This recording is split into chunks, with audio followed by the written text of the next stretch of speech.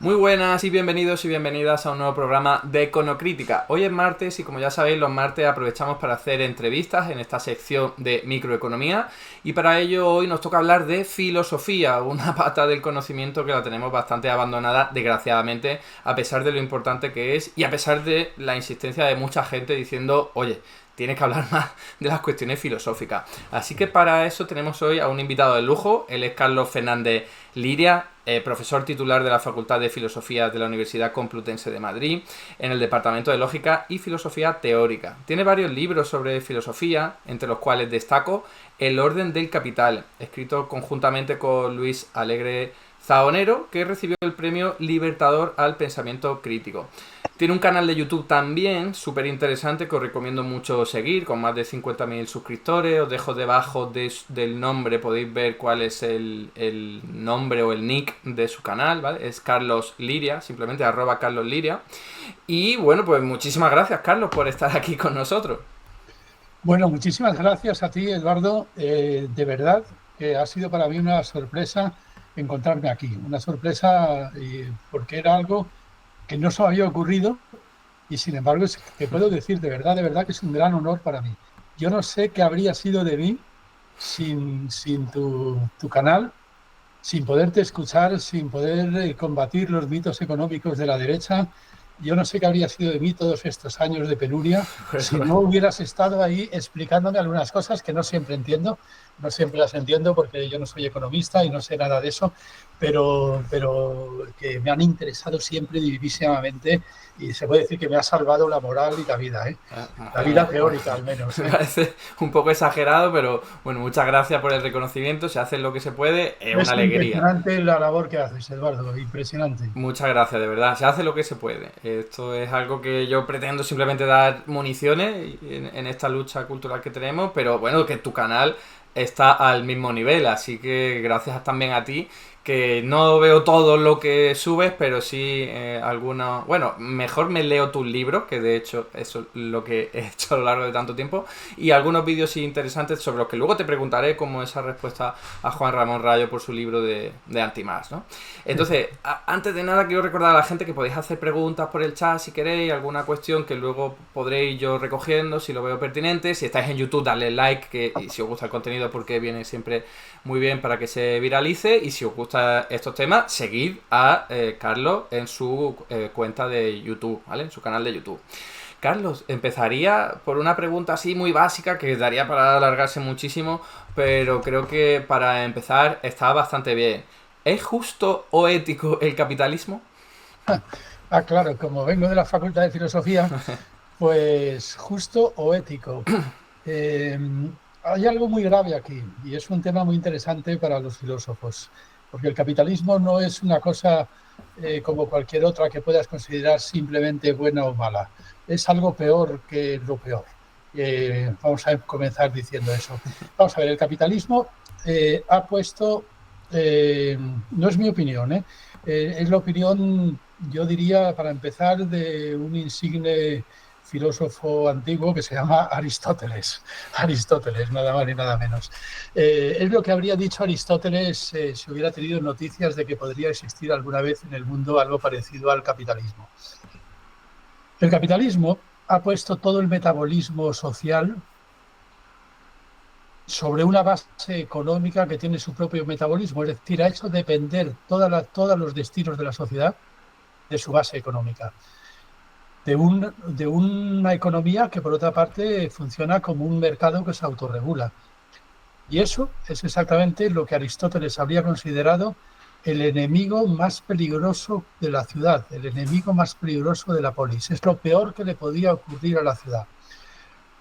Porque, decía Aristóteles, esto es tanto como dejar los destinos políticos de la ciudad, los destinos políticos y sociales de la ciudad, en manos del infinito, en manos del infinito, en manos, decía él, de algo que genera necesariamente desmesura, ibris. La ibris, el pecado más mortal de la ciudad es la ibris, la ibris. La desmesura. Me explico enseguida. Mm. O sea, dice Aristóteles que las tareas humanas son, pueden ser perfectas cuando tienen un fin que se puede alcanzar. Por ejemplo, dice que un médico es tanto más perfecto cuanto antes puede conseguir alcanzar la salud de los pacientes. Y cuando el médico por fin ha conseguido que su paciente se sane, pues la actividad ha terminado y ahí acaba su cometido. Pero claro, dice Aristóteles que todo cambia si el médico, en lugar de trabajar por la salud, trabaja para ganar dinero con la enfermedad del paciente. Porque entonces dice que se desencadena un proceso infinito. Porque claro, nunca puede quedar satisfecha su ansia de ganar dinero con la salud del paciente. Incluso a lo mejor puede, en lugar de buscar la salud del paciente, puede buscar cronificar la enfermedad para que seguir ganando dinero con ella por tiempo indefinido. Y entonces lo que dice es que si mecanismos de este tipo que no tienen fin, que no pueden ser completados, se apoderan de la ciudad cae en manos de una ansia de infinito que no puede satisfacerse con nada. Y entonces la polis, según Aristóteles, está perdida. Está perdida. Toda posibilidad de estabilidad política y social está perdida. Y esto es lo que creo que significa sencillamente el capitalismo. El capitalismo es un sistema económico cuyo metabolismo no puede parar, no puede detenerse, no puede nunca completarse, siempre tiene que seguir creciendo y creciendo a velocidad acelerada, en una especie de turbocapitalismo que nunca jamás terminará de estar satisfecho con ningún fin finito. Mientras que el ser humano es un ser finito, la ciudad es una institución finita, la polis es la institución del ser humano, pero precisamente se caracteriza por la finitud, pues el capitalismo es como si de pronto se hubiera apoderado de la ciudad, sometiéndola a un dispositivo infinito que no termina nunca. Y bueno, ¿qué? ¿No lo hemos comprobado? O sea, ¿cuántos años lleva el capitalismo? Bueno, depende de cómo lo contemos, tú lo puedes contar mejor, pero 200 años, en 200 años nos hemos cargado el planeta. Ha estallado el planeta. Entonces dices, el capitalismo es ético, es justo, pero bueno, pero vamos a ver, si estamos hablando de un sistema económico que en 200 años se ha cargado el planeta, que estamos en un periodo de mensajes apocalípticos que son científicos, que son los científicos ecologistas los que nos están diciendo que tenemos 20 años, que tenemos 30 años, que a lo sumo tenemos 50 años para poner remedio al apocalipsis, o sea, a la posibilidad de vida humana sobre el planeta Tierra. Y esto es lo que se pregunta si es algo bueno o malo. Es que no puede haber nada peor, no puede haber nada peor. En 200 años el capitalismo es un sistema tan destructivo que se ha cargado prácticamente la posibilidad de la supervivencia del ser humano sobre la Tierra. No puede haber nada peor. Mira, pues otro día venía a hablarnos Emilio Santiago Muiño, ¿no? Que conocerás, ¿No? un ecologista muy importante, amigo de Jorge Riesman ahora ha tenido una polémica muy importante con Antonio Turiel. Hemos tenido un congreso de marxismo y vino el otro día mismo a hablarnos. En 20 años calculan, pero son informes potentes, son informes científicos con una base muy sólida. En 20 años calculan que si seguimos al mismo ritmo de consumo de combustibles fósiles, 2.000 millones de personas tendrán que desplazarse del lugar en el que viven porque estarán viviendo en regiones que serán ya inhabitables en 20 años. Eso quiere decir 2.000 millones de personas, es como nos lo planteó él, son guerras civiles en todo el planeta, son la posibilidad de que estemos, en lugar de salvando pateras, disparando contra ellas con nuestra artillería para que no nos invadan. Bueno, esto puede ser un panorama absolutamente dantesco. El otro día, leía esta mañana precisamente en un libro de San López que se llama El fin de la paciencia. Decía, supongo que tendrá justificación al decir esto, que la atmósfera del planeta Tierra ha cambiado en 150 años más que en los 5 millones de años anteriores, en los 5 millones de años anteriores. Esto es una cosa espeluznante. en 150 años. Esos 150 años son los 150 años en que el capitalismo ha estado a plena potencia, podríamos decir, ¿no? ¿Quién puede poner en duda que el capitalismo es el sistema, es el cáncer más peligroso que ha contraído la salud del planeta Tierra, la salud de la humanidad?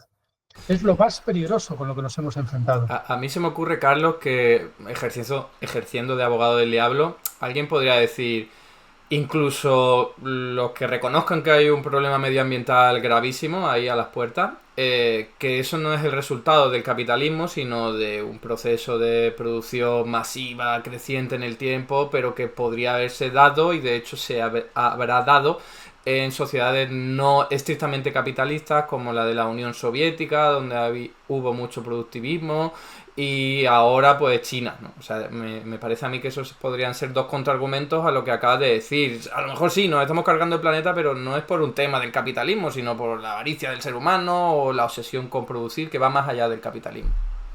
La avaricia del ser humano no es un dato que se pueda constatar antropológicamente.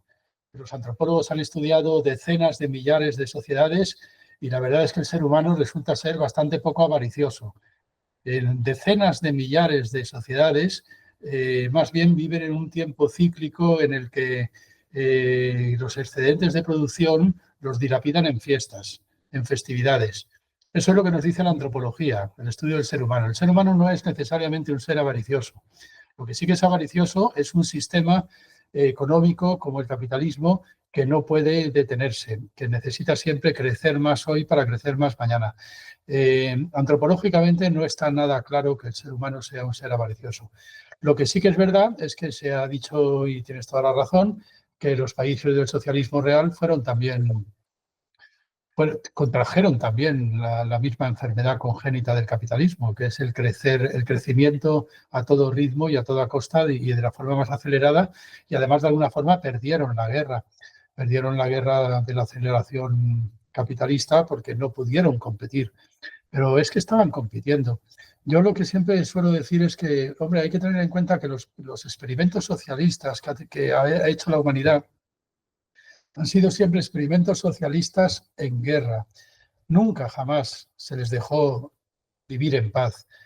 La Unión Soviética tuvo una guerra desde el principio, una invasión por todos lados, estuvo en guerra continua, murieron 30 millones de rusos en la Segunda Guerra Mundial, primero en la Primera, después empezó la Guerra Fría, que fue una guerra bien caliente en todas las partes del planeta. Cuando estás en guerra tienes que competir, tienes que producir, tienes que parecerte mucho al enemigo. Entonces, yo no veo que, yo no estoy porque alguien me demuestre que las sociedades socialistas necesitarían crecer a toda costa.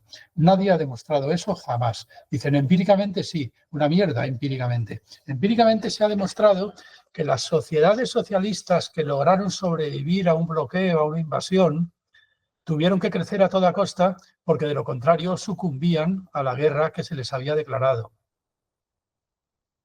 Pero las sociedades socialistas en paz no tienen por qué crecer a toda costa porque no hay ningún dispositivo que les lleve a ello.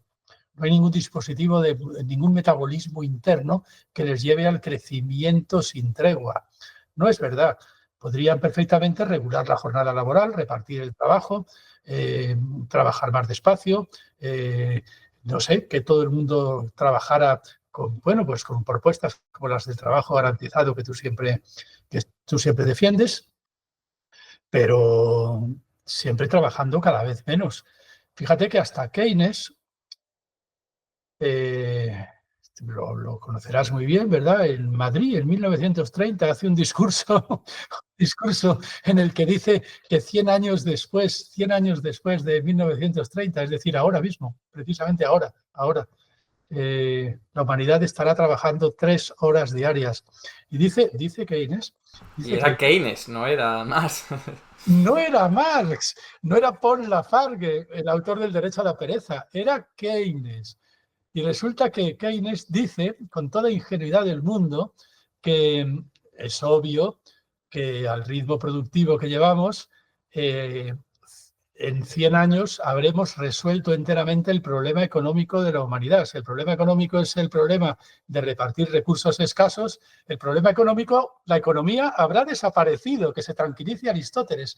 La economía habrá desaparecido porque resulta que los recursos ya no serán escasos. Es lo que dice Keynes. Y como ya no serán escasos, se podrá repartir el trabajo y eso nos llevará a una jornada laboral generalizada de 3 horas diarias. ¿Qué ha ocurrido? Pues que Keynes no parece que no se enteraba de que el capitalismo no puede repartir el trabajo. No, es un metabolismo que no puede permitirse el lujo de repartir el trabajo y reducir la jornada laboral y el tiempo de trabajo de la humanidad. Y eso es lo más dañino del capitalismo. Eso es precisamente lo que hace imposible, incompatible el capitalismo con la vida republicana a la que todos aspiramos. Porque la república necesita mucho tiempo libre para la política. Por eso hubo repúblicas en el pasado, porque los esclavos estaban ahí trabajando para que los ciudadanos pudieran dedicarse a la política. Ahora mismo podríamos tener a las máquinas trabajando para que todos pudiéramos dedicarnos a la política de la pereza, a la política de buscar leyes cada vez mejores que nos permitieran disfrutar cada vez mejor de esta vida, trabajando lo menos posible y dedicando los recursos económicos de la humanidad a actividades que sean un fin en sí mismo, como la música, como el teatro, como las artes, como la ciencia, como el derecho, a hacer leyes cada vez mejores. Eso es una vida republicana. El capitalismo no nos ha dejado hacer eso. Y eso es su mayor crimen. El mayor crimen. Ha robado a la humanidad la posibilidad de la república. Eso es una cosa muy grave, es una acusación muy grave.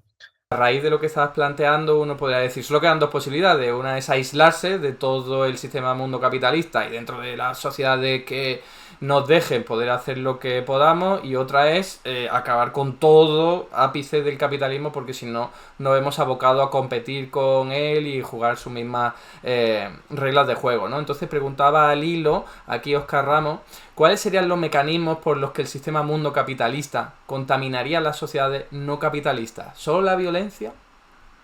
Decía que sí, que para empezar la violencia, pero esa es la historia del siglo XX. Eso de que el capitalismo ha sido compatible con la democracia y el socialismo real nunca lo fue, es también un mito porque la cosa está mal contada. Cuando el socialismo real intentó ser compatible con la democracia, lo que hubo fue una violencia inaudita, un golpe de Estado que hizo saltar por los aires el marco constitucional. Eso ocurrió en Chile, ocurrió en Guatemala, ocurrió en Colombia, ocurrió en Bolivia, ocurrió en toda Latinoamérica, ocurrió en el Congo con Patricio Lumumba. O sea, cada vez que el socialismo intentó avanzar por vía democrática, un golpe de Estado violento acabó con el marco constitucional y con la democracia. Esto es una cosa muy grave, porque es una acusación muy grave la que habría que plantear aquí. Esto es tanto como decir que durante todo el siglo XX, y en realidad lo que llevamos de XXI, el socialismo tuvo la posibilidad de presentarse a las elecciones, pero no de ganarlas, porque cuando las ganaba se acababa la democracia. La democracia fue un paréntesis que permaneció abierto mientras no ganaran las izquierdas, mientras no ganara el socialismo. Porque cuando ganaba el socialismo se acababa la democracia, se daba un golpe de Estado y se acababa mediante la violencia. Entonces, claro, naturalmente dices, y por tanto el socialismo nunca fue compatible con la democracia, pero claro, si es que no le dejaron. No le dejaron. O sea, yo siempre le digo lo mismo, lo he repetido 1.000.000 de veces ya, pero lo repito otra vez hoy. A mí el siglo XX no me dejó elegir entre Allende y Fidel Castro. No, yo habría elegido Allende. Pero es que lo que me dieron a elegir fue Allende muerto o Fidel Castro vivo. Entonces me quedé con Fidel Castro vivo, porque Allende muere, está muerto. Es decir, a mí nunca se me dejó elegir entre un socialismo democrático o la dictadura. Yo había elegido, claro, un socialismo democrático, ¿no te fastidia? Pero claro, es que lo que ocurre es que cada vez que intentabas un socialismo democrático, te arrancaban las uñas con alicates, te metían ratas por la vagina, te ponían electrodos en los testículos y te hacían desaparecer en una dictadura que tenías que pagar en España durante 40 años, en Chile durante 16, o no me acuerdo cuántos fueron, en Argentina. en toda Latinoamérica, en África te cortaban en pedacitos. A Patricio Lumumba lo desperdigaron por el desierto en trocitos. Se conserva de él un diente que debía de conservar el dentista. Un diente de Patricio Lumumba, esto que se conserva de su cuerpo. Y esta es la historia del siglo XX. Entonces, naturalmente que el socialismo se vio durante todo el siglo XX ante la tesitura de resistir mediante la violencia, sin división de poderes, naturalmente, porque cuando estás en guerra no hay división de poderes, y por tanto, mediante dictaduras, o sencillamente sucumbir a la agresión exterior, ¿no? Entonces, esto para empezar hay que contarlo así. Los comunistas tuvieron la posibilidad de presentarse a las elecciones, pero jamás se les permitió ganarlas. Y además, mira, Eduardo, esto lo repito 1.000.000 de veces, pero porque si acaso hay alguien aquí que no me conoce, a mí hay una frase que me parece que marca la historia de todo el siglo XX. Es una frase de Carl Smith. Como todo el mundo sabe, Carl Smith es el filósofo del derecho más importante del siglo XX, pues junto con Kelsen.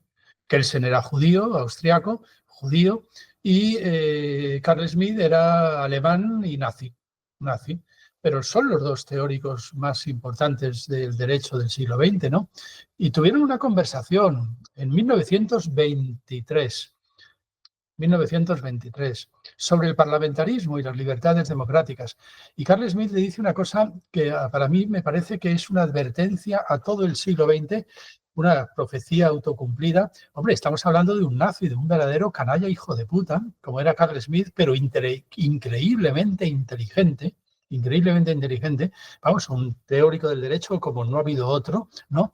Que de pronto le dice a Kelsen con todo el cinismo del mundo, mira, yo no creo que haya nadie en Europa dispuesto a renunciar a las antiguas libertades parlamentarias y liberales, ¿verdad?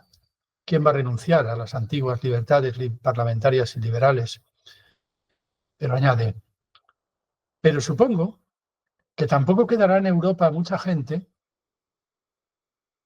que se crea que esas libertades se van a mantener en caso de que algún día sirvan para algo. Es una frase jodida, ¿eh? Bien jodida. En caso de que algún día sirvan para algo, pone una coma y continúa diciendo, es decir, en caso de que algún día pretendan poner en entredicho los intereses de los que detentan el poder real.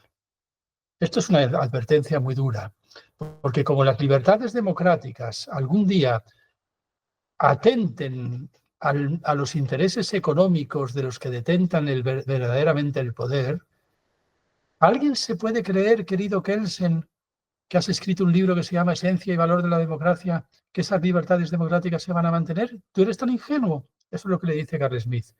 Estamos en 1923. En 1933, el Parlamento, el Reichstag, está ardiendo. Hitler ha quemado el Parlamento. Esto es una advertencia que recorre todo el siglo XX. Todo el siglo XX.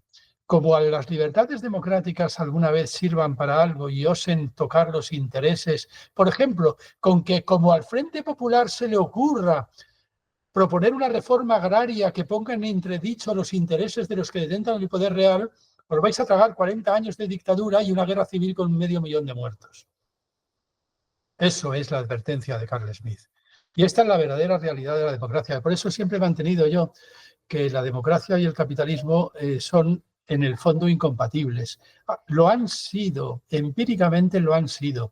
Lo que pasa es que, claro, naturalmente, mientras la democracia ha votado lo que había que votar, mientras el pueblo ha votado bien, entre comillas, mientras el pueblo ha votado a los que detentan el poder real, pues naturalmente la democracia ha seguido existiendo.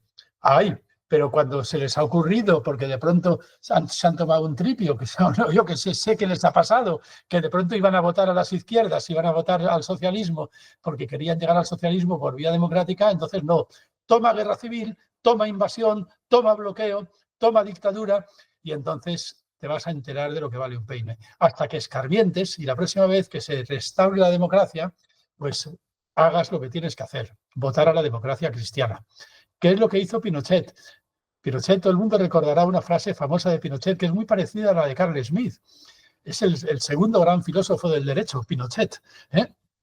Sí, sí, sí, lo dijo Pinochet. Cuando restauró la democracia, lo que dijo fue, y estoy dispuesto a respetar el resultado de las elecciones con tal de que no ganen las izquierdas. Eso dijo Pinochet. Pero es que es la pura realidad. Muy Es la claro. pura realidad. ¿Y quién ganó las elecciones? La democracia cristiana, Patricio Aylwin, la democracia cristiana, que habían apoyado el golpe de Estado cuando había ganado Allende. Los que habían perdido las elecciones frente a Allende y apoyaron el golpe de Estado, lo ganan 15 años después cuando se restaura la democracia en Chile. ¿Y esto le llamamos democracia? Vamos, hombre, para quien se lo crea. Esto no es la democracia. Entonces, si consideras incompatible la democracia liberal y el capitalismo, ¿ves con buenos ojos el modelo chino o tienes tus pegas No, importantes? no, no. El modelo chino económicamente me interesa muchísimo, pero no lo entiendo. Lo entiendes tú y yo me fijo mucho cuando hablas del modelo chino porque me parece sumamente interesante el asunto. Pero claro, yo en Chile, en China lo que veo es que, no hay democracia. Y yo siempre defendería una democracia en Estado de Derecho, una democracia bajo el imperio de la ley. Mi tesis, yo no defiendo el comunismo, una sociedad comunista, pero porque creo que Marx nunca defendió una sociedad comunista, porque Marx no era comunista en ese sentido. Marx era comunista, creo yo, pues en el mismo sentido que lo soy yo. Es decir, Marx estaba convencido de que mientras el capitalismo estuviera ahí, una república democrática en Estado de Derecho, pues era un imposible. Entonces, los que somos republicanos y los que queremos es una democracia bajo el imperio de la ley, pues comprendemos que bajo el capitalismo es imposible obligar a cumplir la ley a los poderes económicos. Por lo que ha dicho Carl Smith, porque sencillamente cuando la ley no les conviene se la cargan. Entonces hace falta una revolución comunista, anticapitalista, para poner fuera de juego el capitalismo y obligar a los poderes económicos a cumplir la ley. Eso quizás, si lo quieres llamar dictadura del proletariado, llámale dictadura del proletariado, pero le llamaremos como sea. En cualquier caso, civilizar a los poderes económicos que están en estado salvaje, en franjas legales, trabajando en paraísos fiscales, al margen de la ley, mafias, delincuentes. Son poderes que están fuera de la ley. Los mercados funcionan al margen de la ley. La ley no puede legislar sobre los mercados, eso que se llaman los mercados, que vete a saber qué es. ¿No? Los nuevos poderes privados, los nuevos poderes feudales a los que nos tenemos que someter porque están por encima de la ley, ¿no? Eso es el capitalismo. Y eso, mientras no acabes con ello, el sueño de una república cosmopolita, de una república democrática, de una república bajo el imperio de la ley, es un sueño y nada más que un sueño. Por tanto, habrá que ser comunistas para ser republicanos, es lo que yo digo siempre. Últimamente lo dije en el Congreso de Marxismo, lo dije así. ¿Cómo de comunista tienes que ser para poder llegar a ser socialdemócrata? Porque sí, es verdad, esa es la tesis. Yo no quiero ser comunista. A mí no se me ha perdido nada con el comunismo. Si el comunismo es eso que dice Tony Negri al final de Imperio, ahí que empieza a hablar de hermano Sol y hermano Luna y de los franciscanos. Yo no quiero compartir mis alpargatas con ningún franciscano, ni quiero compartir mi cepillo de dientes con todos los obreros del mundo, ni nada de eso. O sea, yo no quiero ser comunista. Yo soy marxista porque quiero ser republicano y sé muy bien como marxista que mientras el capitalismo está ahí, la república es imposible. Carlos, estamos en un canal de economía, entonces hay algunos conceptos que tú los das por sentado, pero aquí seguro que no se dan tanto, como lo de ser republicano, que muchas veces nos viene a la cabeza que simplemente que no haya monarquía. Entonces te pediría por favor que desarrollaras ese concepto filosófico del republicanismo, porque seguro que mucha gente no lo tiene tan presente. Pues tienes toda la razón, Eduardo, tienes toda la razón. Eh, bueno, a mí la definición de república que más me gusta es la que da Kant, eh, y podría recordarla quizás de memoria, sería esta. Una sociedad en la que los que obedecen la ley son al mismo tiempo colegisladores, de tal manera que al obedecer la ley solo se obedecen a sí mismos y por tanto son libres. Es decir, la democracia está a la base. Si los que obedecen la ley son al mismo tiempo colegisladores, al obedecer la ley se obedecen a sí mismos y por tanto son libres. ese punto social en el que la ley y la libertad son la misma cosa, en el que el concepto de ley y el concepto de libertad son idénticos, ese punto es el punto que da, es el cimiento de la República. A partir de ahí hay que construir la República. Ahí donde la ley y la libertad son la misma cosa, que la ley no es más que la gramática de la libertad, porque los que obedecen la ley son al mismo tiempo los que la han producido, los que la han colegislado. Para eso hace falta una maquinaria muy complicada que implica educación del pueblo, escuela pública, libertad de prensa, libertad de expresión, división de poderes. Toda la maquinaria institucional del Estado moderno es un intento de lograr que eso funcione. Lo que no sabía el Estado moderno es que bajo condiciones capitalistas de lucha de clases eso no puede funcionar. No puede funcionar. Solamente puede funcionar si los poderes económicos están dispuestos a cumplir la ley o se les ha obligado a cumplir la ley. Porque el presupuesto de una república es que puedas levantar un aparato de Estado, efectivamente, pero el presupuesto de que puedas levantar un aparato de Estado, y esto todavía no es ni siquiera demasiado ilustrado, esto es Hobbes, es que no haya ningún poder que pueda ni siquiera pretender osar medirse con el suyo. Que el Estado tenga tanto poder que no haya ningún poder privado que pueda ni siquiera pretender o medirse con el poder del Estado, ¿no? Ese es el presupuesto. Pero claro, es que no estamos en esa situación. Durante toda la era capitalista, el poder, los poderes económicos han tenido infinitamente más poder que el poder de los Estados. Naturalmente, hasta Pablo Iglesias lo repetía cuando era diputado todavía, ¿no? Alguna vez lo dijo en el Parlamento, me gustó que lo dijera. O sea, es que no podemos vivir en un mundo en el que cualquier gerente de una empresa tiene más poder que un diputado, infinitamente más poder. El Parlamento no tiene ningún poder comparado con la bolsa. Los poderes económicos tienen mucho más poder que el poder político. Y el presupuesto de un poder republicano es la soberanía del poder legislativo. Es decir, que no haya ningún poder por encima del poder legislativo. Lo único, desde la Revolución Francesa para acá no hemos visto más que al poder legislativo de rodillas frente a los poderes económicos. Y a eso le hemos llamado república. Da igual que haya rey o no haya rey, eso es lo de menos. A eso le hemos llamado república, a eso le hemos llamado Estado de Derecho, a eso le hemos llamado democracia.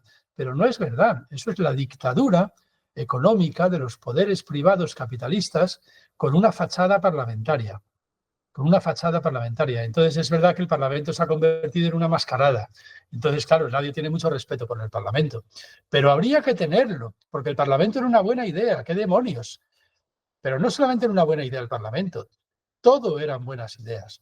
La división de poderes era una buena idea. Buenísima. El Parlamento era una idea magnífica. Que el poder legislativo fuera argumentado y contraargumentado en una sala a través de representantes del pueblo, el poder de la representación, para que pudieran dialogar no con mandato imperativo, sino sobre una voluntad general, argumentando y contraargumentando. Todo está muy bien pensado. La inmunidad parlamentaria, fundamental, para que no te puedan chantajear. La inmunidad de los jueces, que tienen que ser funcionarios, para que no se les pueda chantajear por los poderes privados, de los profesores mismos, que tenemos que tener libertad de cátedra, y eso solamente se logra si somos funcionarios, porque de lo contrario nos podrían despedir por las clases que damos, ¿no? Claro, todo está muy bien pensado, son muy buenas ideas, que funcionan bien incluso en las peores condiciones, pero que podrían funcionar de verdad en una república, no en esta especie de cueva de bandidos capitalista en la que vivimos. Martín comentaba, qué trabajazo al traer a personas tan interesantes e inteligentes. Felicidades a los dos, soy economista y disfruto mucho con estos invitados. Máximo ha puesto, qué bueno es Carlos, con mayúsculas y con signos de exclamación. Y aquí también leía el de Antenista que decía, me pregunto por qué no escuchamos a este hombre en prime time en la tele. Qué bien nos vendría a todos. Y disculpas por lo de mutearme, ya no lo vuelvo a hacer. Ya está. Y bueno, por seguir con lo que te iba tenía preparado, porque ahora en el chat solo veo comentarios de que estoy muteado, así que ya no veo ninguna aquí pregunta que pueda rescatar. Quería preguntarte por ese libro que antes he mencionado, por el que te dieron un premio junto con Luis, que es el del Orden del Capital, ¿no? Que hacéis una interpretación, podríamos decir, fresca de la obra de Marx. ¿Cómo veis, por ejemplo, la ley del valor y el papel del Estado en el capitalismo, que siempre han sido pues puntos conflictivos, polémicos dentro del marxismo? Sí, claro. Vamos a ver, lo del aparato de Estado, empezando por lo último que has preguntado, que es más corto.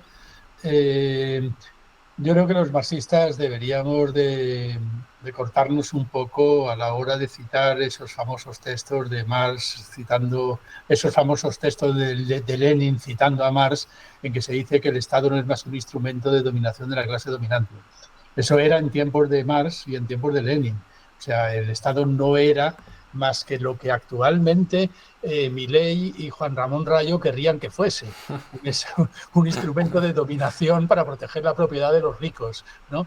Pero es que el Estado ya no es eso. El Estado ya no es eso. El Estado, todas las grandes conquistas de las clases trabajadoras, todas las grandes conquistas, las más grandes y las más bellas conquistas de las clases trabajadoras, como la escuela pública, la sanidad pública, han sido incrustadas como instituciones estatales.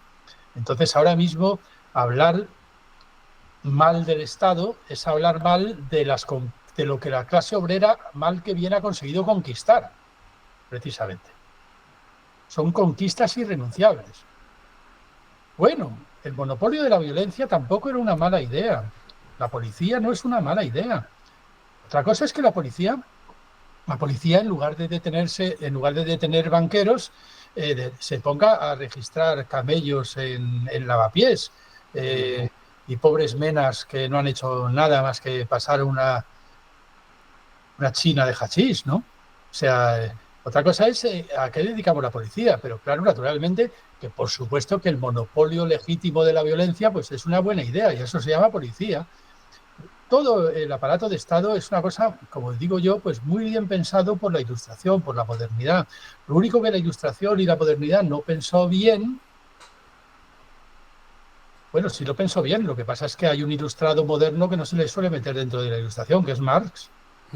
Porque Marx efectivamente nos advirtió de que todo eso no era más que pura palabrería mientras estuvieran los poderes privados salvajes del capital al margen de la ley. Mientras no se sometiera a los poderes económicos a la ley, pues naturalmente todo eso podía funcionar muy mal. Y aún así no ha funcionado mal del todo, porque ha habido algunas cosas que no están mal. A mí, no sé, dicen que la policía siempre es lo peor de lo peor, pero vamos, o sea, a mí cuando se me ha perdido alguna vez mi hijo en un supermercado, no sé, me ha gustado que un policía me lo traiga con un chupa chup en la mano, porque para eso tiene que estar la policía, para traerme a mi hijo cuando se pierde y para detener a Rodrigo Rato, un banquero, cuando hace un desfalco o cuando los poderes económicos violan la ley. Es decir, lo único que está mal es a qué dedica la policía sus esfuerzos. Pero son buenas ideas.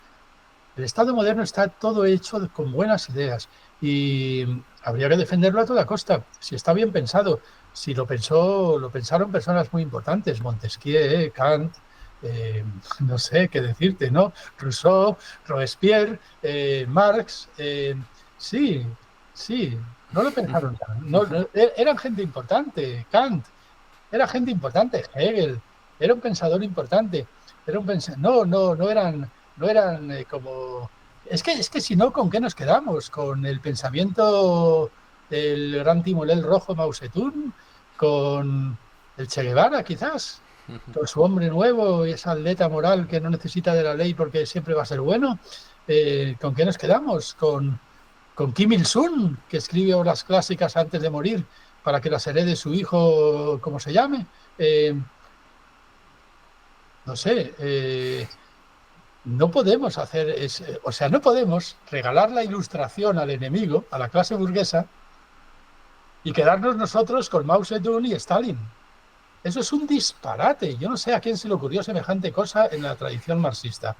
Entonces, una de las cosas que hacemos en el libro del Orden del Capital, pues es, la primera parte del libro se llama Rescatar a Marx del marxismo, y es, pues bueno, arrancar el texto de Marx, poderlo leer al margen del marxismo ortodoxo, del marxismo estalinista, del marxismo maoísta, del marxismo de la tradición comunista, que estaba muy viciado por verdaderos disparates, eh, podríamos decir que académicamente impresentables, porque son malas lecturas de un texto, que actualmente, como ya hemos perdido la guerra y ya de alguna forma se puede decir que ya no importa una mierda leer bien o mal a Marx porque ya no le importa a nadie, porque ya hemos perdido de alguna manera, pues actualmente podemos ver con serenidad académica lo mal que estaba leído el Capital, estaba muy mal leído.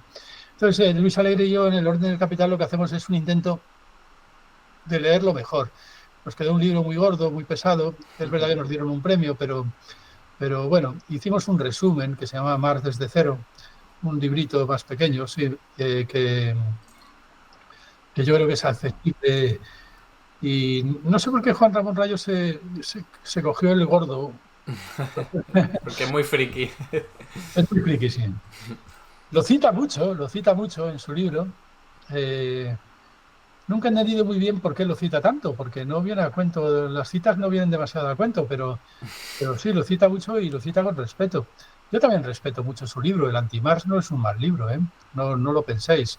No, he conocido a algunos marxistas y también izquierdistas que se han pasado de listos diciendo que Juan Ramón Rayo ha escrito una porquería. De ninguna manera ha escrito una porquería. Es un tipo muy inteligente y ha escrito un libro sobre Marx bastante mejor que los libros que han escrito sobre Marx muchos pretendidos marxistas izquierdistas. Fíjate. El resumen no está nada mal, el resumen que hace de Marx, y la crítica que hace de Marx pues tiene pies y cabeza, la verdad. O sea, sí, que tiene pies y cabeza es algo importante ya. Yo siempre digo a mis alumnos que lo malo que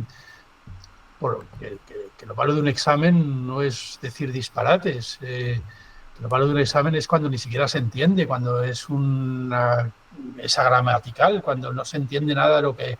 Vamos, cuando es una basura, una especie de diarrea sintáctica, ¿no? Pero estar equivocado merece como mínimo un notable. Yo creo que el libro de Juan Ramón Rayo está equivocado, pero como mínimo merecerá un notable porque está muy bien equivocado. Sí, yo siempre he mantenido que Rayo cuando se pone serio es riguroso y es la verdad que agradable e interesante debatir con él, pero es que a veces le puede, no sé, su fanatismo sobre el liberalismo económico, con el tema de Milei hay cosas que no llego a soportar. No, ya he visto vuestras polémicas, no me he perdido ni una. Por supuesto, claro, la batalla que estás dando tú, compensando la balanza sobre Milei, pues es importantísima. Pero tú eres de los pocos que ha aceptado discutir cara a cara con Juan Ramón Rayo desde la izquierda.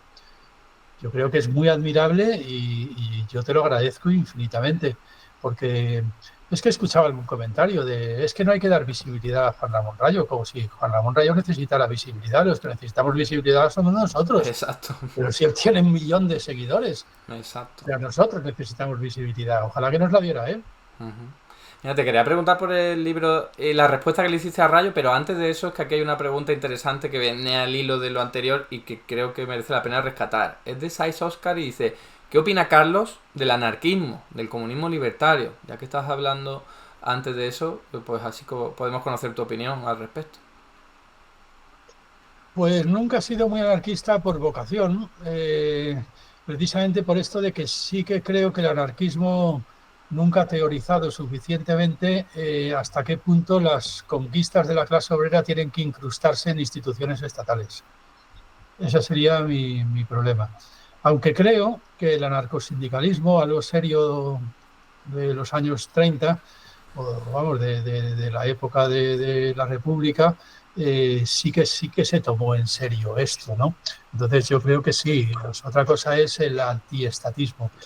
Ese antiestatismo yo creo que al final ha acabado siendo mucho más funcional al anarcocapitalismo de Milei y de Juan Ramón Rayo que a la izquierda. pero el anarcosindicalismo, una cosa que sí que fue seria, fue un proyecto serio y además heroico, verdaderamente heroico, y además en muchísimas cosas tenían toda la razón y fueron masacrados incluso por sus compañeros de viaje comunistas.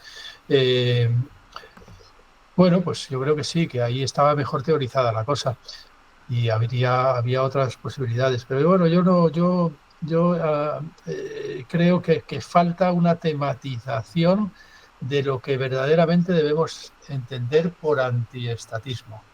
Yo sí he de reconocer que siempre he sido muy estatal. Yo no, por ejemplo, voy a poner solamente un ejemplo. Siempre me han puesto muy nerviosos y muy nerviosas estas familias de izquierdas de las casas ocupas que de pronto cuando han tenido hijos han decidido montar una escuela libertaria a la medida de sus hijos, con pocos recursos a lo mejor. Bueno, eso yo le llamaría escuela privada y escuela concertada en todo caso. Yo creo que el verdadero buen invento de la humanidad es la escuela pública estatal, donde los hijos tienen derecho a librarse de la ideología de sus padres, porque tú no tienes la culpa de haber nacido en una familia del Opus, y entonces que tus padres te puedan llevar a un colegio del Opus y pasarte hasta los 18 años conviviendo con gente del Opus, o si eres testigo de Jehová, conviviendo con testigos de Jehová, de tal manera que cuando a los 18 años abras los ojos al mundo, ya la cosa no tenga remedio.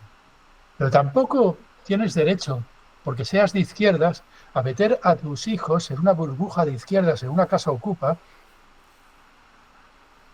proporcionándole una educación a tu medida, hecha por ti. Eso se llama adoctrinamiento privado. Adoctrinamiento privado. Y yo estoy muy en contra de eso. Los hijos tienen que ir a la escuela pública porque tienen un derecho fundamental. La escuela pública se inventó para defender el derecho que tienen los hijos a librarse de las gilipolleces de sus padres, sean de extrema derecha o sean de extrema izquierda, me da igual. Los hijos tienen derecho a librarse de sus padres. Y ahí, en la escuela pública, cualquier alumno, cualquier alumna, se va a encontrar, para empezar, con alumnos y alumnas de distinto sexo, cosa que no siempre ocurre en la escuela privada. Pero para continuar, se va a sentar al lado de un testigo de Jehová, al lado de un musulmán, al lado de un evangelista gitano, al lado de un ateo furibundo, al lado de un hippie, en fin. Va a encontrar una diversidad que le va a permitir abrir los ojos al mundo y poder elegir, más allá del adoctrinamiento de sus padres. Tú no tienes derecho a encerrar a tus hijos en una casa ocupa. Y esos experimentos que a veces se llaman anarquistas, entre comillas, pues a mí me sacan de quicio. Los niños a la escuela pública, estatal. Eso es lo que yo digo siempre. Y creo que no me equivoco, porque los experimentos han sido nefastos. Los experimentos de izquierdas han sido nefastos, primero porque no han salido muy bien, pero es que además esos experimentos de izquierdas dan una carta blanca a que los de las derechas hagan exactamente el mismo experimento en sentido contrario. Y encima pidan un cheque escolar para financiar su secta, su escuela secta, donde adoctrinen a los niños en mensajes abominables, religiosos, con separación de sexos, etcétera, etcétera, etcétera. Entiendo que aquí entraría dentro del debate el tema de, vale, escuela pública, pero cuáles son los estudios que se dan, ¿no? Cuáles son porque si al final los planes de estudio, por ejemplo, por vincularlo con este tema de economía, se nos adoctrina con la teoría económica, al final la gente, es más en las universidades, pero bueno, también en las escuelas obligatorias ocurre, ¿no? Al final hay la escuela pública es un, no sé, es un vector de ideología, entonces cuando nos es favorable más o menos a la sociedad, pues la vemos con buenos ojos, pero cuando no es así, pues quizás entendería yo que hay gente que diga, pues yo me lo quiero llevar por mi cuenta y regularlo, ¿no? De esta forma para controlarlo. Sí, bueno, pero Eduardo, tú puedes perfectamente tener tu canal y explicar tu economía crítica heterodoxa en tu canal. Y el asunto es que si no tuvieras más que universidades privadas delante tuyo, jamás habrías podido dar una clase. jamás en la universidad, porque a ti te habrían despedido al día siguiente. Eh, Puede ser. a mí me habrían despedido al día siguiente. Yo llevo, ahora me voy a jubilar prácticamente dentro de 3 o 4 años. Llevo 50 años casi o 40 años dando la brasa porque sencillamente un tribunal cometió el error de aprobarme las oposiciones y me han tenido que aguantar de forma vitalicia, ¿entiendes? Y yo en clase he tenido libertad de cátedra y he podido hacer lo que me ha dado la gana porque soy funcionario, tengo libertad de cátedra, estoy en una escuela, en una universidad estatal. En una universidad privada me habrían despedido al día siguiente. No habría durado ni 5 minutos. Es que nunca me habrían contratado, ¿sabes? Nunca me habrían contratado.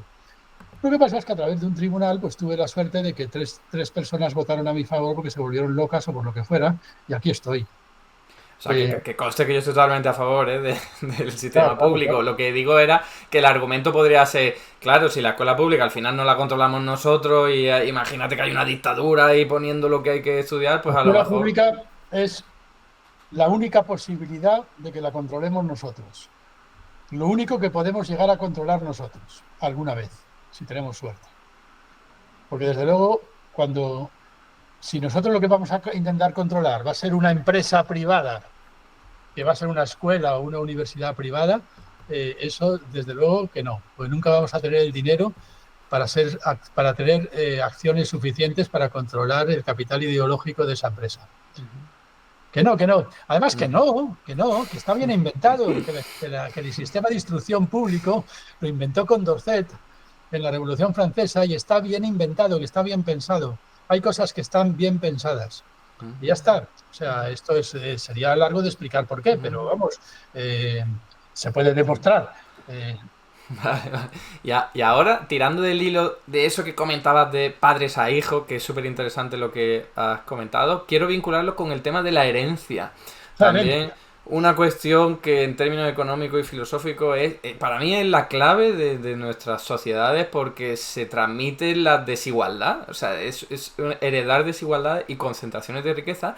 Y sin embargo, a pesar de que hubo una batalla por parte del republicanismo y el liberalismo hace pues un montón de años, hoy día veo a muchísima gente a favor de la herencia, incluso aunque perpetúen las desigualdades, porque, bueno, aparte que hay mucha desinformación y tal, también hay un sentimiento que es humano, ¿no? El de, oye, yo a mi hijo le quiero dar todo lo que yo haya ganado en vida, y lo entiendo. Lo que ocurre es que es verdad que te genera un problema, sobre todo cuando hablamos de herencias grandes, por supuesto. No estoy hablando de pasarle algunas cosillas que he ahorrado, sino de, oye, las herencias grandes. Aún así, la gente las acepta, la ve como natural, sin darse cuenta de que hay una ruptura tremenda de la igualdad de oportunidades. Y hoy día lo vemos clarísimo en la juventud, que se está dividiendo en dos segmentos, en el que tienen la posibilidad de que los padres le ayuden para comprar una casa, para llegar a la entrada, y los que no pueden, que al fin y al cabo se ven obligados a pasar por el mercado del alquiler, y ahí hay una brecha abismal que no sabemos cuánto tiempo va a durar ni qué cicatrices va a dejar.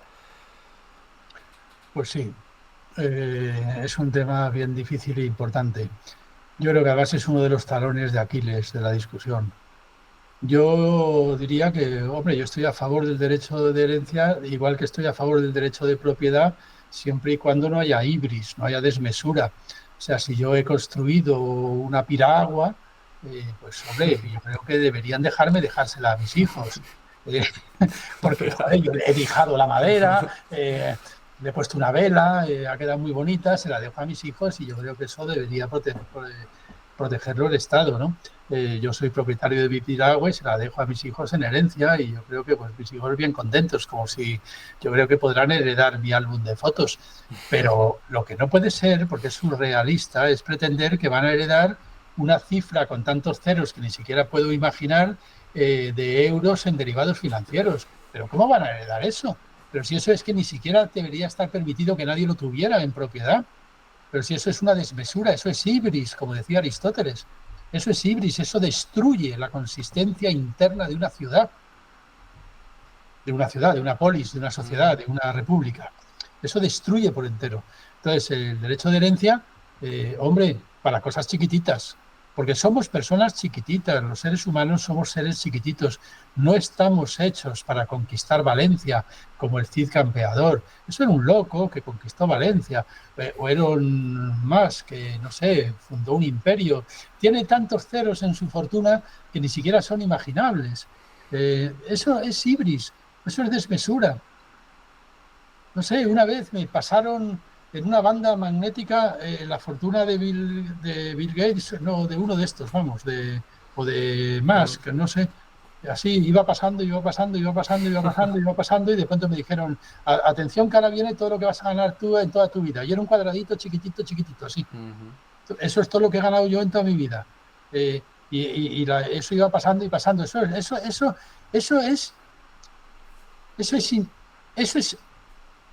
los dioses lo podrán imaginar. Los seres humanos finitos, pequeños y estables, no. Entonces, no levantemos los cimientos de la ciudad sobre el infinito, como decía Aristóteles. Eso es absurdo. Y un derecho a heredar esas cosas es el derecho a destruir la ciudad. Eso no puede ser. Además, es una contradicción. Es una contradicción para lo que ellos pretenden, porque, claro, ellos defienden siempre la meritocracia, defienden siempre que esta sociedad es una sociedad de ciudadanos individuales, libres, que son soberanos de sí mismos, pero lo que realmente los que compiten entre sí en esta sociedad de mercado no son ciudadanos individuales libres, son linajes, porque han heredado fortunas gigantescas que compiten entre sí. O sea, si tú eres la hija de Amancio Ortega, resulta que has heredado una fortuna, pero entonces tú no eres un individuo, tú eres un linaje. Tú vas a dejar una fortuna a tus hijos. Son linajes que compiten entre sí. Entonces, bueno, claro, yo, vale, bueno, de acuerdo, incluso diría, bueno, por derecho de herencia, pero siempre muy limitado legalmente. En primer lugar, derecho de herencia siempre y cuando aceptemos poner el contador a cero. Ponemos el contador a cero, claro. y después heredamos lo que cada uno haya ganado, ¿eh? O sea, ponemos el contador a cero, damos una renta básica a la población a ver cuánto ganan y luego que lo dejen en herencia. Y si la cosa se vuelve desmesurada a ojos de Aristóteles, le preguntamos a Aristóteles, oye, ¿te parece mucha desmesura? Pues volvemos a poner el contador a cero. Volvemos a poner el contador a cero. Y entonces sí. Además, mira, así, con este procedimiento, harían falta menos impuestos. Sí, harían falta probablemente menos impuestos y Juan Ramón Rayo se quedaría contento y Milei también, ¿no? O sea, podríamos hacer una deducción trascendental de la necesidad de los impuestos, porque claro, los impuestos son necesarios sobre todo porque yo, si me dan a elegir con un velo de la ignorancia, si quiero nacer en una clase social o en otra, con impuestos o sin impuestos, claro, yo si el contador está a cero y todo el mundo tiene una renta básica, yo no quiero impuestos. ¿Para qué? ¿No? Bueno, a lo mejor sí, pero en principio serían mucho menos necesarios. Pero claro, si yo, con el velo de la ignorancia, me dicen, es que puede ocurrir que nazcas en La Moraleja con una fortuna y con tantos ceros que ni siquiera vas a poder imaginar, o puede ser que nazcas en un país africano muriéndote de hambre. ¿Quieres impuestos o no quieres impuestos? Ah, no, entonces sí quiero impuestos. Entonces quiero impuestos y muchos. Y además quiero un impuesto mundial, como el que defiende Piketty o yo qué sé, o el que defiende, ¿cómo se llama? Ferraioli, el teórico del derecho. Un impuesto a nivel mundial que me proteja, porque, oye, yo no me puedo arriesgar a nacer en el país africano en lugar de nacer en el primer mundo. Y si voy a nacer en el país africano, por lo menos que haya un impuesto global. No digamos ya un impuesto nacional, ¿no? Entonces, no, claro, cuando hay clases sociales, los impuestos empiezan a ser más y más necesarios para proteger a los débiles, como todas las leyes. Las leyes están hechas para proteger a los débiles. Es más, las leyes son obra de los débiles, que es precisamente otra de las cosas también de la discusión con los anarquistas siempre, que siempre se piensa que las leyes son la palabra del fuerte, pero no, las leyes fundamentalmente son lo poco que los débiles han conseguido imponer a los fuertes. Los fuertes no necesitan la ley, porque ya tienen la fuerza. Somos los débiles los que hemos conseguido a veces incrustar en el aparato de Estado los impuestos progresivos, el derecho laboral, la sanidad pública. que te cuida, aunque seas pobre, la escuela pública que te enseña, aunque seas pobre. Esas cosas son conquistas de los más pobres, de los más necesitados, de los menos privilegiados, de esos que, de esa clase social que cuando llega al mercado no tiene otra cosa que vender más que su pellejo. Porque claro, es que este es el problema. Hay dos clases sociales, unos que llegan con inmensas mercancías y llenan las tiendas de Zara, las tiendas de Inditex, las tiendas, los supermercados de mercancías y mercancías y mercancías. Esos son los propietarios, los grandes propietarios. Pero hay otros que llegan al mercado y que solamente tienen una cosa que vender, que es, como dijo Marx, su pellejo. Y su pellejo, su fuerza de trabajo, siempre va a valer algo parecido a la cesta de la compra. ¿Y cómo se determina el valor de la fuerza de trabajo? Bueno, pues fundamentalmente tú lo sabes muy bien, yo creo, o sea, por la presión del ejército industrial de reserva. O sea, siempre esas personas que no tienen más que su pellejo para llevar al mercado van a cobrar algo así como la cesta de la compra, el mínimo posible, porque siempre va a haber un ejército industrial de reserva que va a estar dispuesto a trabajar por menos dinero todavía. Máxime si Milei y Juan Ramón Rayo y compañía han decidido cargarse el derecho laboral, los convenios colectivos y el salario mínimo. Pues siempre va a haber alguien dispuesto a trabajar por menos que tú, de tal manera que siempre vas a cobrar el mínimo posible. Y eso son clases sociales. O sea, dices tú, el derecho de herencia. Si es que el problema que hay es que el derecho de herencia es el derecho de herencia en una situación en la que hay linajes y hay clases sociales, que es lo que esta gente no quiere reconocer, que hay clases sociales. Es alucinante que nunca salen las clases sociales en los discursos anarcocapitalistas. Nunca, siempre están, las clases sociales no existen. Nunca, Todos es verdad. los individuos que competimos en el mercado de tú a tú. Emprendedores, capitalistas de nosotros mismos. Y en cambio, por ejemplo, Warren Buffett, un potentado magnate de Wall Street, sí que dice eso de esto tan famoso que dijo, ¿verdad? Pues claro que hay clases sociales. Y es la mía la que va ganando, con todo el Exacto. cinismo del mundo. Hombre, joder, claro que hay clases sociales y es la mía la que va perdiendo. No te jode. Ya que mencionas a Rayo, quiero contar una anécdota que creo que no la he contado nunca, la he contado poco, y luego preguntarte por esa respuesta tan extensa, que no sé si fue una hora o qué, de vídeo que le dedicaste a responderle. 2 horas y media o 2 horas tres. y media, porque Sí. fueron dos vídeos, ¿verdad? Sí. Que muy recomendable para la gente que le gusten estos temas. La anécdota es la siguiente. Nos invitaron a un debate, estoy hablando de hace 10 años o hace 9 años. Un debate en Valencia, a los dos, a hablar sobre el mercado laboral, curiosamente. Y nos compraron el billete de Madrid a Valencia y nos pusieron al lado. ¿Vale? Vaya. Entonces tuve que estar 1 hora y media justo al lado de Juan Ramón Rayo y claro, encima él es muy hablador, aunque no lo parezca, y me hablaba. Yo a lo mejor quería trabajar o yo qué sé, pero él me hablaba. Y entonces digo, bueno, pues ya está, de perdido al río aquí 1 hora y media debatiendo por la cara. Pues entendí perfectamente cuál era su punto de vista de la vida. Y es que él se consideraba que él había llegado muy lejos, porque ha llegado muy lejos, obviamente, gracias únicamente a su esfuerzo personal. Yo es que lo veía clarísimo. Él no partía de cómo había tenido su infancia, ni su estructura familiar, ni su educación, nada, nada. Él lo daba por sentado y decía que no ha llegado a mi nivel es porque no se ha esforzado lo suficiente. Y yo le decía, pero si es que hay gente que nace en familias con problemas de drogodependencia, de delincuencia, por ponerme en casos muy extremos, ¿no? Incluso le dije, o de discapacidad. Digo, hay gente que nace con problemas biológicos, genéticos y no puede llegar a donde llegan otros. Y él decía, pero eso no es mi responsabilidad. Es que cada uno apechugue con lo suyo. Entonces, Ya, ya. la verdad es que es una Bien. visión, y tiene vídeos, por cierto, en internet hablando de esto, de personas con discapacidad, que no es su responsabilidad, que no tiene por qué aportar al erario público para ayudarle, ¿no?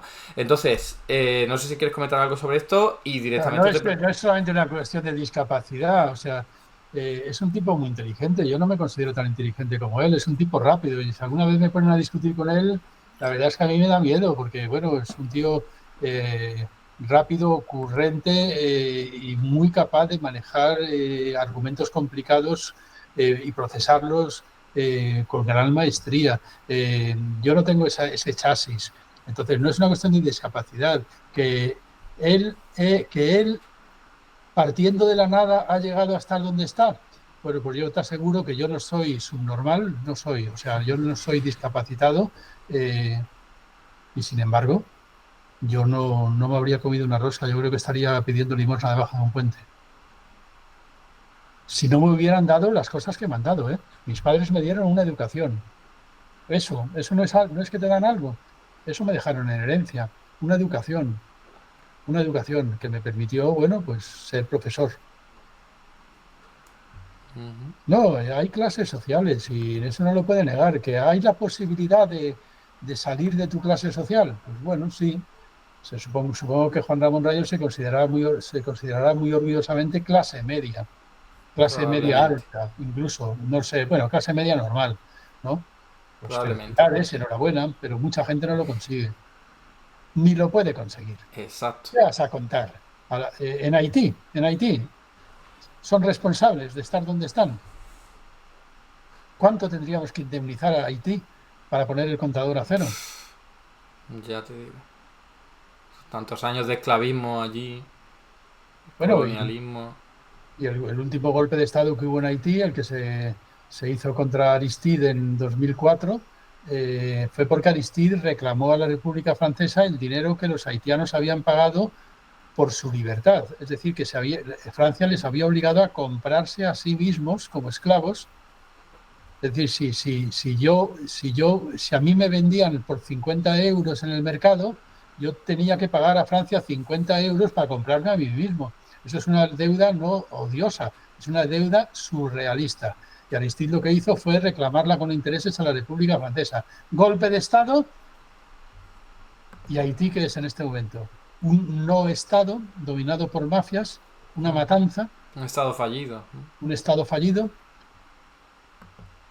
Ujú. Bueno, pues y no hay clases sociales. Es una Hombre, miopía tendríamos, tremenda. tendríamos que devolverles todo lo que nos pagaron e indemnizarles por todo lo que les hicimos. Y entonces, esto es una manera de intentar poner el contador a cero. Ahora ponemos una renta básica o trabajo garantizado o lo que sea, y entonces ya a partir de ahí hablamos sobre la meritocracia y sobre el derecho de herencia. Pero en estas condiciones no. Vale, pues para ir ya terminando, Carlos, y aprovecho para agradecerte tu tiempo. Aquí la gente en el chat está encantadísima contigo, que lo sepa. Así que también aprovecho para recordar que Carlos Fernández tiene un canal de YouTube, ¿vale? Os he dejado debajo de su nombre ahí el nick de su canal. Lo podéis encontrar fácilmente. Y hablando de su canal de YouTube, esos dos vídeos de 2 horas y pico en total respondiendo a Rayo por su libro Anti-Mars, que me encantó. Yo lo disfruté y lo vi incluso 2 veces, para que os hagáis una idea. Me gustaría, Carlos, que al menos nos hicieras una especie de tráiler de lo que hablaste ahí, de qué conceptos agarraste para responder.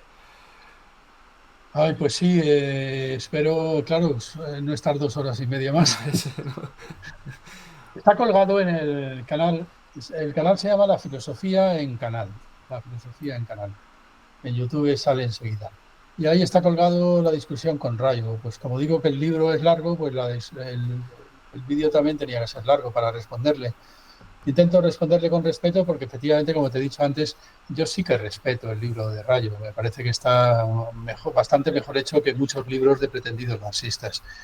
Yo creo que hace como todos los economistas en general, ¿no? O sea, lo que hace, a ver si lo consigo resumir muy rápidamente. Eh, lo que hace Rayo es lo que ha hecho en general la economía, el mundo económico de la economía convencional moderna, como la llamó Samuelson, eh, a lo largo de todo el siglo XX y XXI, ¿no? Lo que hace con Marx es pues decir que bueno, que metió la pata, que se, se apuntó a un carro que no iba a ningún sitio, a un culo de saco, que fue la teoría del valor trabajo. Y que como en economía eso no ha tenido descendencia, no ha tenido herencia, pues es un camino fallido que, que sentencia por completo la economía de corte marxista. Luis Alegre y yo en el orden del capital pues intentamos responder a esto diciendo, vamos a ver, lo que se dice todo el tiempo es que la teoría del valor trabajo funciona mal para calcular precios. Y es verdad que funciona peor que otras. Funciona peor que, ¿quién lo va a negar?, que la teoría subjetiva del valor, que la teoría de la utilidad marginal, eh, y que, bueno, pues yo qué sé, sí, pues probablemente los economistas saben hacer eso de calcular precios mejor que los economistas marxistas. Lo que nosotros negamos es la premisa mayor. Vamos a ver, la teoría del valor no está pensada para calcular precios. Es que no está pensada para eso. Está pensada para calcular algunas cosas, pero no para calcular precios. De hecho, lo de calcular precios para Marx es una cuestión que él llama en el libro tercero una cuestión periférica, superficial y de poco interés económico, dice. Eso a él le parece una cosa periférica y superficial, y dice que además eso se lo deja a los espadachines a sueldo del capital, a los economistas. Dice, esto se lo dejo a los economistas, ¿no? Yo no he querido calcular precios, porque además en el libro tercero de pronto te dice que todo el mundo puede entender perfectamente que si las cosas se vendieran a su valor, el capitalismo sería imposible. Por supuesto que las cosas no se venden a su valor, se venden a su precio de producción, y el precio de producción no responde al valor. ¿Qué es lo que pasa en el precio de producción con respecto al valor? Bueno, ha habido millones de marxistas, bueno, millares de marxistas, que han intentado transformar valores en precios. Y nosotros, Luis Alegre y yo, lo que hacemos es decir, no tiene ningún sentido esa transformación. De hecho, ya lo advirtió un economista burgués interesante, como Samuelson, un keynesiano, que nos dijo a los marxistas que por qué nos empeñábamos en perder el tiempo en una cosa que consistía sencillamente en transformar unos números en otros. Que él nos proponía el método de la goma de borrar, que si queríamos valores, borráramos los precios, y si queríamos precios, borráramos los valores. Tenía toda la razón Samuelson. No tiene ningún interés ese problema. Porque es que la teoría del valor no está hecha para calcular precios, y por tanto no hace falta transformar valores en precios. Está hecha para calcular otra cosa. Está hecha, yo en el vídeo a Juan Ramón Rayo lo que digo es, mira, la teoría del valor está hecha para que los economistas, si quieren ser economistas de verdad y no espadachines a sueldo del capital, no tengan más remedio a la hora de entrar en la Facultad de Económicas que hacer un juramento hipocrático, algo así como lo que hacen los médicos, de decir, juro que curaré por igual a los amigos que a los enemigos. Pues los economistas deberían hacer un juramento que debería ser este. Juro que jamás me permitiré confundir lo que el capitalismo consiste en confundir todos los días. Yo como economista no puedo dejarme llevar por el capitalismo. El capitalismo consiste en confundir continuamente el trabajar de los seres humanos y el funcionar de las máquinas. Y eso lo hace precisamente cuando se determinan los precios, a partir del precio de producción. Porque el precio de producción no es cantidad de trabajo cristalizado en una mercancía. El precio de producción es capital invertido más ganancia media.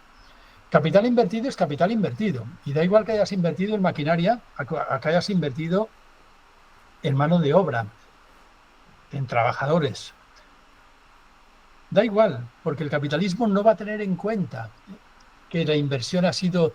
Si tú estás invirtiendo en un derivado financiero, no tiene sentido preguntarte cuánta mano de obra hay movilizada por tu inversión, ni cuántas herramientas, cuánto capital constante, como dicen los marxistas, cuánta maquinaria hay ahí.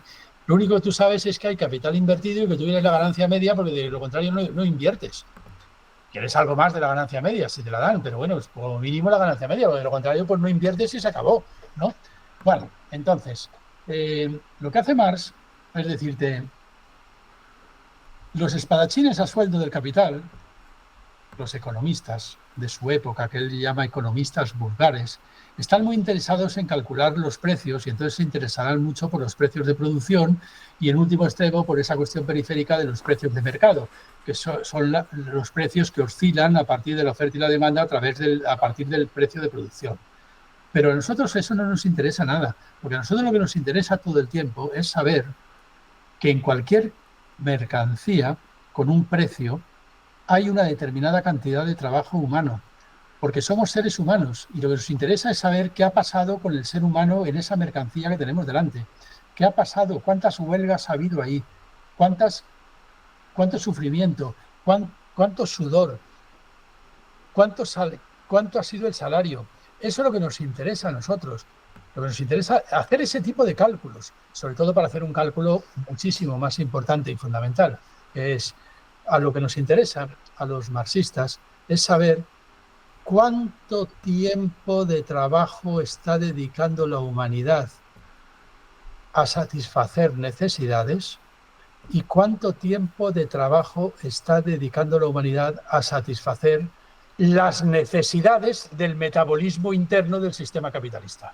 Es decir, cuánto trabaja la humanidad para sí misma y cuánto trabaja la humanidad para el capitalismo, para que el capitalismo siga rodando, para que la rueda de ratón del capitalismo siga acelerándose. Para ese cálculo sí que sirve la teoría del valor. Mal que le pese a Juan Ramón. Sí, para ese cálculo sí que sirve la teoría del valor. Lo que tiene que hacer el economista es decir, nunca confundiré lo que el capitalismo confunde. Al capitalismo le resulta completamente indiferente que los hombres trabajen, las mujeres trabajen y que las máquinas funcionen. Es más, muchas veces el capitalismo dice, el capitalista puede decirlo así, qué bien me están funcionando estos obreros, estas obreras, qué bien me están funcionando. Y también puede decir, ay, qué bien trabaja este motor Mercedes, trabaja de puta madre este motor Mercedes. Pues no, mira, tío, eso lo podrás decir tú en tu casa, pero en la Facultad de Económicas hay que decir que el motor Mercedes no está trabajando, está funcionando. Y que los seres humanos que están implicados en ello están trabajando, no funcionando. No, es que funcionan muy bien en mi empresa, una puta mierda funcionan muy bien en tu empresa, están sudando, están trabajando. Y yo quiero saber cuánto están sudando, cuánto están trabajando. Entonces, no, pero si eso luego no tiene ninguna importancia a la hora de determinar precios. Bueno, pues eso es lo malo del capitalismo, que no tiene ninguna importancia a la hora de determinar precios. Y por eso soy anticapitalista, porque borra las diferencias.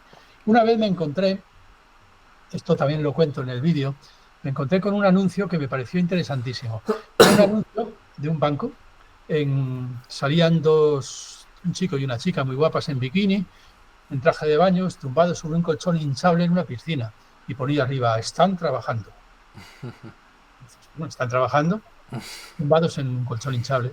Pero debajo ponía, pon tu dinero a trabajar. Claro. Bueno, pues, claro, era un anuncio de un fondo de inversión. Ellos habían cogido su dinero y lo habían puesto a trabajar en un fondo de inversión. Pues lo que hay que decir es, mira, esto vale para la publicidad de un banco, pero un economista no puede razonar así.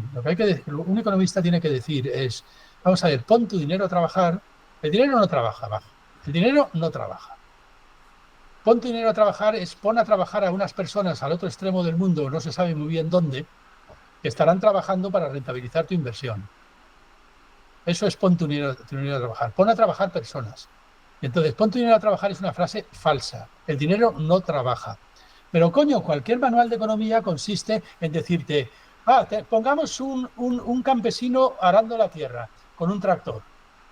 ¿Cuánto ha trabajado la tierra? ¿Cuánto ha trabajado el tractor? ¿Y cuánto ha trabajado el campesino? No. El único que ha trabajado ha sido el campesino. Claro. El tractor ha funcionado. ¿Y la tierra es fértil o no es fértil? Dice, no, pero trabaja mejor cuando es fértil. No, no trabaja mejor. La tierra no trabaja, es fértil. Es otra cosa distinta. Es otra cosa distinta. Entonces, a mí me interesan los cálculos del trabajo porque soy un ser humano, no soy un marciano. Y lógica no es extraterrestre. Es una lógica terrestre. Entonces yo quiero que los economistas no asciendan a los cielos confundiendo cosas que no se pueden confundir para poder distinguir cosas que son elementales. Una huelga no es lo mismo que un apagón. Que una fábrica se paralice porque hay una huelga obrera no es lo mismo que se paralice porque se han fundido los plomos. Hay un fallo de funcionamiento y hay una respuesta obrera humana ante una determinada situación laboral.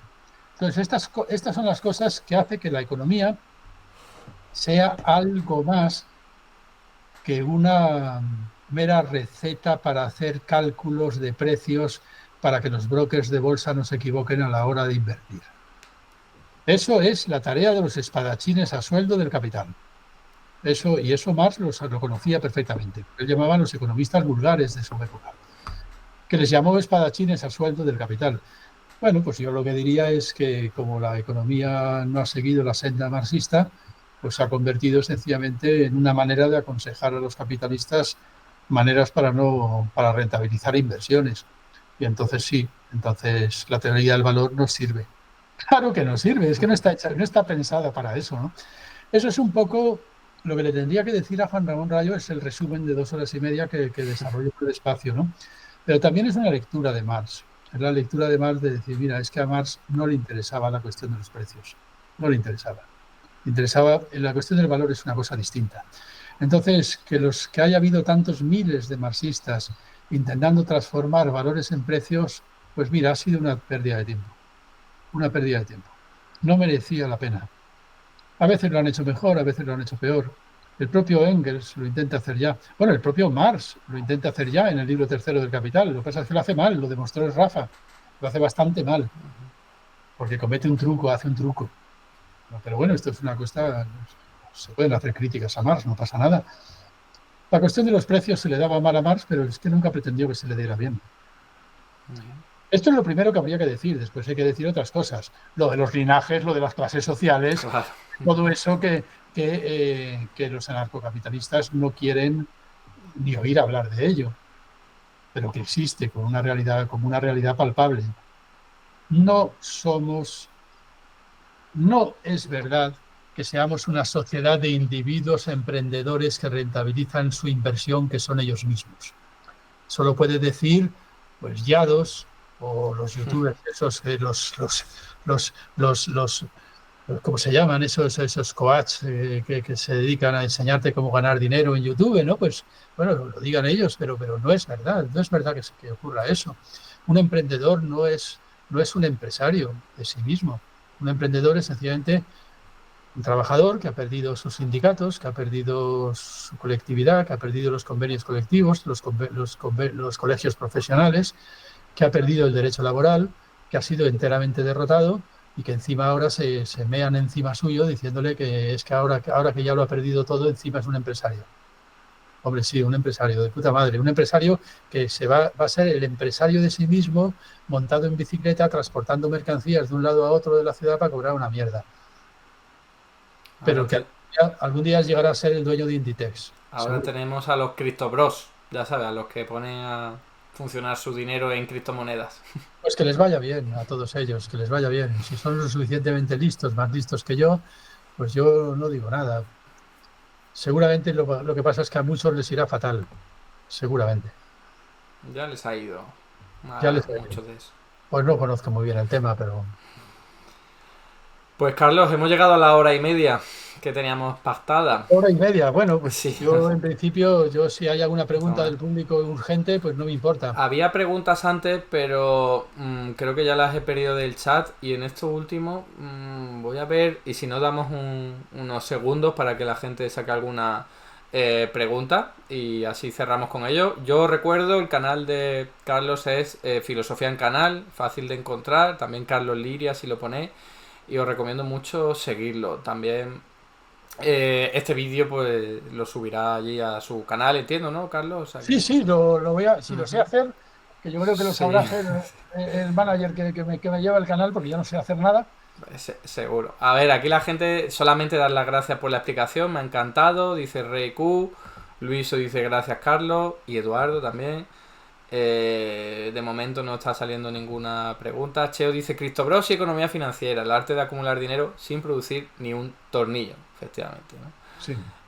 Vicky Buca dice una charla muy interesante y amena. O sea, yo no sé si es que ya se han quedado sin preguntas que hacer o... Pues Antes nada. había muchas, pero eran de otros temas y me parecía que nos íbamos un poco por las ramas, por eso... A ver, aquí ha habido una pregunta de alguien que quiere que te pregunte por Gabriel Boric, si sigues pensando lo mismo que lo que dijiste en algún vídeo de por ahí o algo así he leído. Pues no lo... Pues no sé si sigo pensando lo mismo porque tampoco pensaba gran cosa. Yo había oído campanas y porque tampoco conozco muy bien la situación política y económica de Chile en estos momentos, ni el gobierno de Boric. Yo creo que todo ha sido una gran desilusión en general en las revoluciones latinoamericanas pero tampoco me atrevo a decir que ha salido mal del todo. La verdad es que no lo sé. Ujú. Que no lo sé. O sea, que alguien me explique realmente qué es lo que se le ha reprochado a Boric con tanta dureza y qué es lo que ha hecho tan mal. Si pudiera haberlo hecho mucho mejor, no me cabe duda alguna. Pero claro, es que lo que hemos visto en los últimos tiempos. ¿Y Lula? ¿Qué tal? ¿Qué tal Lula? ¿Y qué tal Petro? ¿Qué tal? Joder, no sé, la situación en México, ¿qué tal ha ido Con ¿cómo AMLO. se llama? AMLO. Hablo. ¿En qué ha quedado la revolución bolivariana en Venezuela? O sea, la verdad es que he aprendido a mantener la boca cerrada, porque he metido la pata tanto en estos últimos años, en estos 10 o 15 últimos años, por no hablar de en qué ha quedado Podemos y Unidas Podemos. Ese es otro temazo, sí. Otro temazo. ¿En qué hemos quedado? Mira, aquí hay una pregunta que quizá pueda ser más interesante, que es de Game Over, y dice, ¿qué diría Carlos sobre la idea de Schumpeter de que un obrero vive mejor ahora que el rey de Francia en el siglo XVIII? Bueno, pues primero que no estoy muy seguro de que sea verdad. Eh, y si fuera verdad, pues yo diría que solamente faltaría. O sea, solamente faltaría que teniendo un sistema económico como el capitalista, que ha revolucionado la industria y la producción de una forma tan vertiginosa y tan suicida que en 200 años se ha cargado el planeta, que solamente faltaría que encima viviéramos peor. Hombre, yo creo que ha habido un desarrollo industrial, un desarrollo económico, un desarrollo científico que sin duda alguna nos debe de permitir vivir mejor. Vivir mejor. Es que, quiero decir, pero es que el capitalismo no es quien inventó la vacuna de la polio. La vacuna de la polio la inventó la historia de la ciencia. ¿Que el capitalismo ha sido un estímulo para la historia de la ciencia? Pues sí, sin duda alguna. Y también ha sido un freno, ¿eh? Porque hay cierto aceleracionismo de izquierdas que también tiene su sentido. También tiene su sentido porque el capitalismo también ha sido un freno para el desarrollo humano de las fuerzas productivas, porque el capitalismo ha desarrollado las fuerzas productivas a tontas y a locas. Claro, a tontas y a locas de pronto se descubre la vacuna de la polio, que seguramente además no se descubriría en una empresa privada, pero bueno, o algún otro ejemplo, la vacuna de la malaria la acabaremos descubriendo, seguramente no en una empresa privada. Pero bueno, claro, es que solamente faltaría que encima de que nos ha llevado al abismo por sobreproducción vertiginosa, siguiéramos viviendo como los niños de la sociedad del rey de Francia hace 3 siglos. Claro, no, es que hay que distinguir entre lo que ha traído la ciencia y lo que ha traído el capitalismo.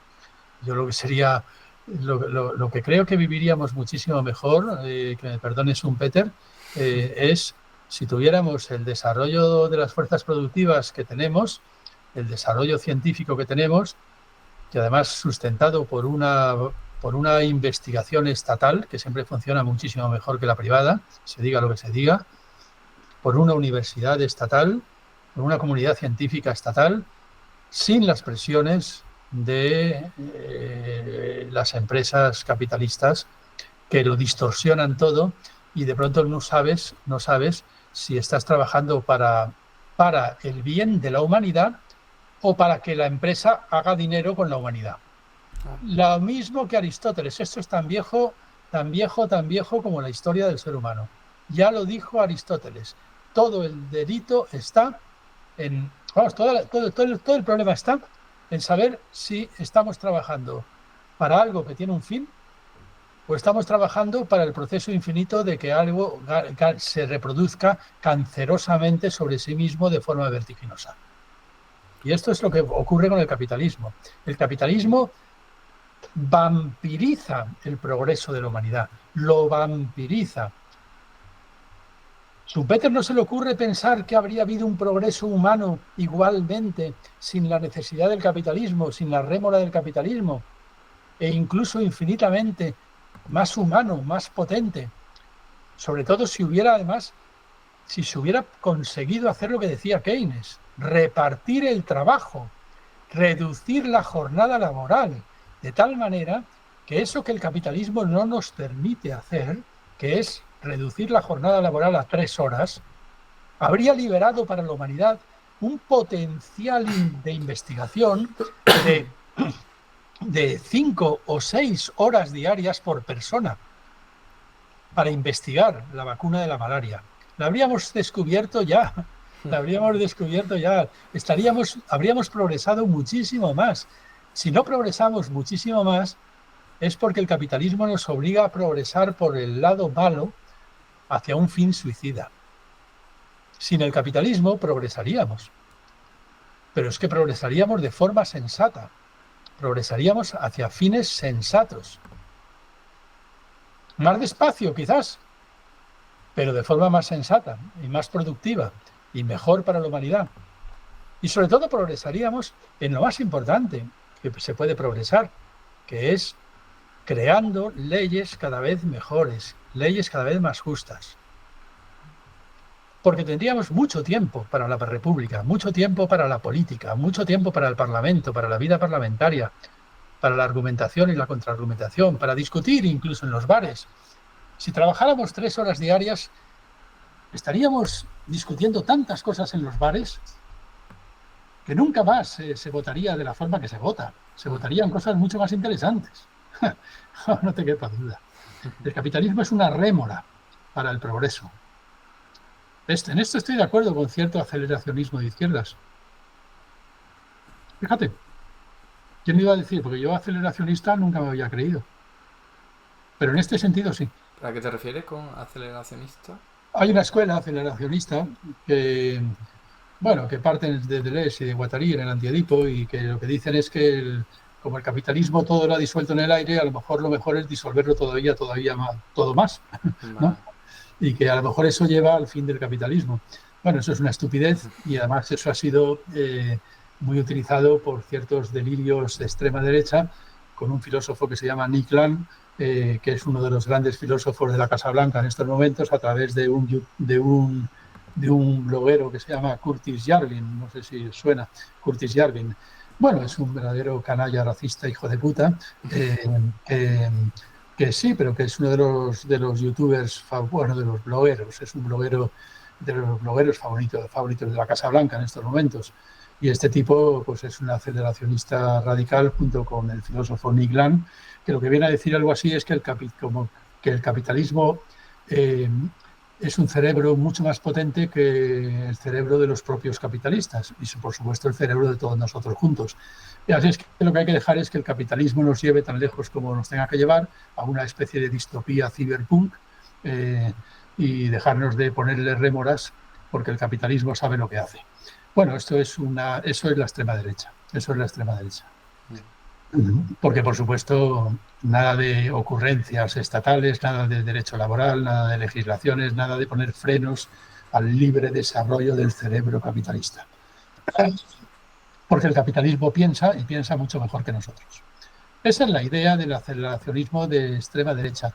Pero en otro sentido hay un cierto aceleracionismo de izquierdas que, mira, hay un filósofo bastante famoso que se llama Mark Fisher, que mis alumnos sí que lo están leyendo bastante, se suicidó hace pocos años, no sé cuándo, bastante jovencito, Mark Fisher, que es aceleracionista de izquierdas en el sentido de que sí que creo que hay motivos para decir que, oye, mira, el capitalismo nos acelera tontas y a locas hacia ningún sitio. Es una locomotora sin frenos que rueda hacia el abismo, como decía Benjamin. Pero también es verdad que el capitalismo nos frena el verdadero desarrollo humano, el verdadero desarrollo de los fines en sí que se puede proponer la humanidad. El capitalismo frena el desarrollo del arte, el desarrollo de la ciencia, el desarrollo del derecho, el desarrollo de la verdad, de la justicia, de la belleza. El capitalismo nos frena, ha frenado ese potencial humano. Eso es muy importante. Entonces yo creo que un cierto aceleracionismo de izquierdas tampoco viene mal. decir, no, no, el capitalismo es un freno al desarrollo de las fuerzas productivas. Hombre, sobre todo para combatir frases como las que me has dicho de Schumpeter. Ah. Carlos, casi 200 personas, ¿eh? Esto es uno de los niveles más altos a los que hemos llegado en este tipo de entrevistas, así que puedes estar muy satisfecho. Envío el mensaje a los 200 personas de que existe un canal, que es Filosofía en Canal, en YouTube, para que lo puedan seguir y continuar escuchando las aportaciones de Carlos. Carlos, millones de gracias por estar aquí, por todo tu tiempo y solo me quedaría preguntarte cómo quieres cerrar. Hay más preguntas, pero mejor lo dejamos aquí porque si no, Sí, no acabamos. sí, porque yo estoy en la Facultad de Y van a Filosofía cerrar, ¿no? y los conserjes me cerrarán en algún momento. Pero pues yo lo querría cerrar esta conversación de nuevo dándote las gracias por tu canal, Gracias a dándote las ti. gracias por el trabajo que haces, que es absolutamente imprescindible, de verdad. Pocas personas se logran expresar en economía como tú te expresas, de tal manera que podemos entender algo los que no sabemos economía. Y sobre todo, es que hace falta, alguien tiene que plantar cara al discurso dominante, hegemónico. Alguien, como tú dices siempre, la economía dominante no se combate sola. Sí. No, pero es que la combates muy en solitario, ¿eh? Tendría que haber 20 más como Somos tú. muchos, lo que pasa que no emitiendo y no en canales de YouTube, claro, ese es el problema. Pues para mí es absolutamente vital. Yo ya digo que para mí ha sido mi tabla de salvación desde hace unos años. Pues mira, Así es que yo que me muchísimas alegro. gracias, Eduardo, y muchísimas gracias por haberme invitado. Gracias a ti. De verdad que ha sido un placer y la gente está encantadísima. De todos los comentarios que te he leído que son positivos, hay muchos más, el doble, y ya lo Vale, podrás ver por tu genial. cuenta. Muchas gracias, de verdad, Carlos. Nos vemos en Eduardo, otra. pues venga, un abrazo muy fuerte, de verdad. Venga, cuídate. Chao, venga, Hasta chao. luego, adiós.